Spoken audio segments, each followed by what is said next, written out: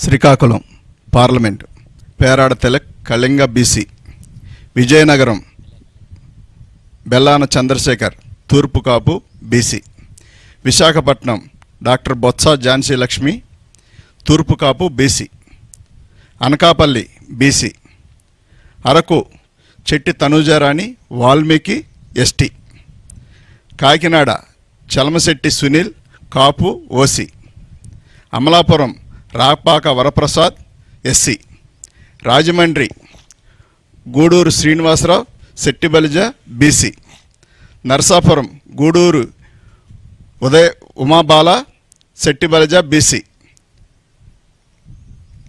Eluru Karumuru Sunil Kumar Yadava BC, Machilipatnam Simhadri Chandrasekhararao doctor Kapu OC, Vijayawada Kesineni Srinivas alias Nani Kamma OC.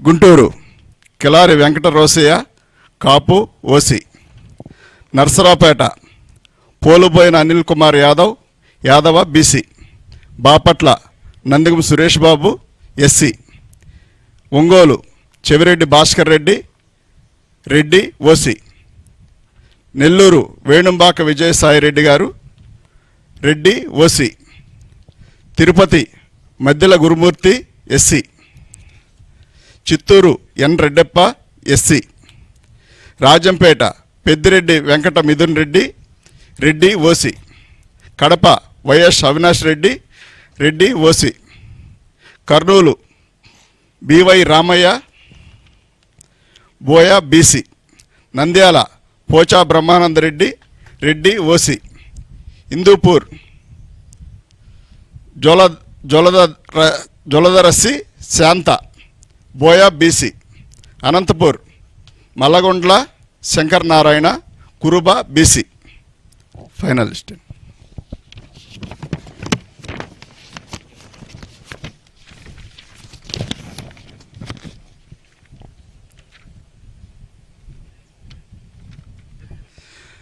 అందరికీ నమస్కారం అండి. గత సంవత్సరం 2019లో ధర్మాన ప్రసాదరావు గారు నేను కలిసి సీట్లు అనౌన్స్ చేశాము. మళ్ళీ 2024 కూడా మా ఇద్దరిని పిలిచి అవకాశం కల్పించిన జగనన్నకు ఎల్లవేళ రుణపడి ఉంటామండి. సీట్ ఇచ్చిన దానికంటే మళ్ళీ మమ్మల్ని పక్కన కూర్చోబెట్టుకొని లిస్టు చదివించిన దానికి చాలా సంతోషపడతా ఉన్నాం. ఎందుకంటే మునివేళ్లతో కూడా ముట్టుకోవడానికి ఇష్టపడిన చాలా సమాజం నుంచి వచ్చిన వాళ్ళం. చాలామంది దగ్గర అవన్నీ కూడా అవమానాలు పాలయ్యి అవమానాలు చేయబడి వచ్చిన వాళ్ళని పక్కన కూర్చోబెట్టుకొని నా వాళ్ళు, నా ఎస్సీలు, నా బీసీలు, నా మైనార్టీలు, నా ఎస్టీలు అని చెప్పడమే కాకుండా చేసి చూపించి ఇవాళ మా అందరికి కూడా ఒక నమ్మకం, ఒక భరోసా, ఒక దిక్చూసిలాగా జగన్మోహన్ రెడ్డి గారు ఉండటం, మా జీవితాల్లో వెలుగులు నింపడం చాలా సంతోషకరమైన విషయం. గతంలో ఎవరు చెప్పిన మాటలుగాను, ఓట్ల కోసం చెప్పిన మాటలుగానే మిగిలిపోయాయి. ఎప్పుడో ఒకప్పుడు మమ్మల్ని అంటూ అత్తుకునే వ్యక్తి, మమ్మల్ని వాసన వస్తున్నారు పక్కన వెళ్ళండి అనే వ్యక్తులు కాకుండా దగ్గరకు రమ్మని కౌగిలించుకునే వ్యక్తులు ఏదో ఒక రోజు రాకపోతారు అనుకునే సందర్భంలో మరి రాజశేఖర రెడ్డి గారు, ఆ తర్వాత ఆయన చనిపోవడం, మా జీవితాల్లోనైతే వాస్తవానికి రాజశేఖర రెడ్డి గారి వల్లనే మేము ఆర్థికంగా బలపడ్డాం. ఆయన వచ్చిన తర్వాత రుణమాఫీ జరగనివ్వండి, కరెంటు బిల్లులు కానివ్వండి, ఉచిత కరెంటు కానివ్వండి, కరెంటు బిల్లులు కట్టక గత ప్రభుత్వం హయాంలో మా మోటార్లన్నీ పీకి గుంటూరు మరి ఎస్సీ కార్పొరేషన్లోకి తీసుకెళ్ళి పెట్టిన సందర్భం. దాదాపుగా 70 మోటార్లు తీసుకెళ్ళి కరెంటు మోటార్లు తీసుకెళ్ళి కరెంటు బిల్లు కట్టలేదు. అప్పుడు బిల్లు అంతా ఉండేది కాదు, 15 రూపాయలు 20 రూపాయలు బిల్లు ఉండేది.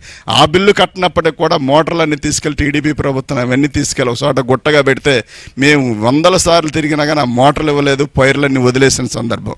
కానీ అదే రోజుల్లో రాజశేఖర రెడ్డి గారు రావడం, అదేవిధంగా మా అందరినీ ఆదుకోవడం, బ్యాంకు లోన్ పెట్టినప్పుడు లోన్ రద్దు అవడం, మేము ఇందిరమ్మ కాలనీ ఇస్తే రాజశేఖర రెడ్డి గారు ఇస్తే ఇప్పుడు కూడా ఉండే ఇల్లు అదే.